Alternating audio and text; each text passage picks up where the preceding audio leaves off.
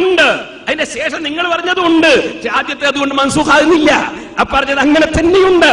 ഞാനത് വായിച്ചു കഴിഞ്ഞു. ഇനി അതിനെ സംബന്ധിച്ച് വെറുതെ ആവർത്തിക്കേണ്ട ആവശ്യമുണ്ടോ? ഇനി ആറന്നൂർ വൈദ്യകുട്ടി മുസ്ലിയാർ കുഫരിയത്തിലേക്ക് ഈക്ക പറഞ്ഞതായി എഴുതി. കുഫരിയത്തിലേക്ക് കുഫറായിട്ടില്ല എന്നല്ലേ അർത്ഥം? ഒരാൾ എയർപോർട്ട് കണ്ട്, എവിടത്തേക്കാ? ദുബായിലെത്തിയോ? ഇല്ല. കുഫരിയത്തിലേക്ക് എന്ന് പറഞ്ഞാൽ കവറായിട്ടില്ല എന്നല്ലേ അതിന്റെ അർത്ഥം?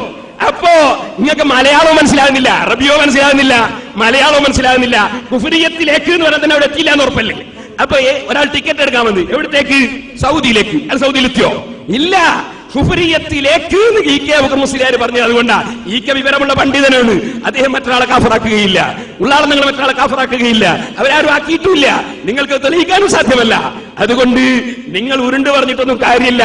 നിങ്ങൾ ചോദിച്ചോളൂ, ഓരോന്നിനും വ്യക്തമായ ക്ലിയറായ വളരെ കറക്റ്റായ മറുപടി ഞങ്ങളുടെ കയ്യിലുണ്ട്.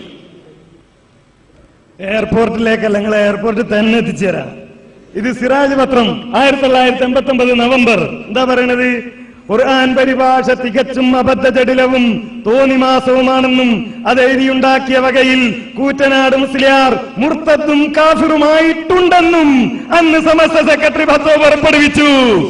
കൂറ്റനാട് മുർത്തദ്ദും കാഫിറുമായിട്ടുണ്ടെന്ന് അന്ന് സമസ്ത സെക്രട്ടറി ഫത്വ പുറപ്പെടുവിച്ചു. ഇപ്പൊ എവിടെയാ കേറിയുള്ളത്? എയർപോർട്ടിലാണോ അതല്ല എയർപോർട്ടിന് ഇപ്പുറത്താണോ? മറുഭാഗം വിശദീകരിക്കണം. ഏതായാലും ഒന്നും മൂപ്പര് സമ്മതിച്ചു. സൽസബീൽ വായിച്ചാൽ അത് കിട്ടൂല, സെൽസബിയിൽ വായിച്ചാൽ കിട്ടൂല. അപ്പൊ നമ്മളോട് ചോദിക്കാം, അങ്ങനെയാണെങ്കിൽ കാന്തപുരം മുശ്രിക്കല്ല നിങ്ങൾക്ക് ഇപ്പൊ അഭിപ്രായം ഉണ്ടോ? അത് ചോദ്യം ചോദിക്കേണ്ട സന്ദർഭത്തിൽ ചോദിച്ചോ, അപ്പൊ പറഞ്ഞുതരാം. ഏതായാലും സെൽസബിയിൽ നിന്ന് കിട്ടാത്തത് കൊണ്ട് ഞങ്ങളോട് വേറെ ചോദിക്കാനുള്ള പരിപാടി അത് ചോദ്യത്തിന്റെ സന്ദർഭത്തിൽ മതി. ഇവിടെ വിഷയം വളരെ കൃത്യമാണ്. സെൽസബിയിൽ അങ്ങനെയില്ല. അത് തന്നെയാണ് ഞങ്ങൾ അന്നും പറഞ്ഞത്. തെളിയിക്കും ഞങ്ങൾ സംവാദവേളയിൽ. നിങ്ങൾ വിചാരിച്ച് നിങ്ങൾ അന്ന് സെൽസബിലിന്റെ ഫോട്ടോ കോപ്പിയും കൊണ്ടാവുന്നത് നിങ്ങളുടെ പ്രസിദ്ധീകരണത്തിൽ എഴുതി വെച്ചത്, എന്നിട്ട് കോപ്പി പോലും ഞങ്ങളുടെ കയ്യിൽ നിന്ന് വാങ്ങി എഴുതി ഞങ്ങൾക്ക് ഓർമ്മയുണ്ടത്.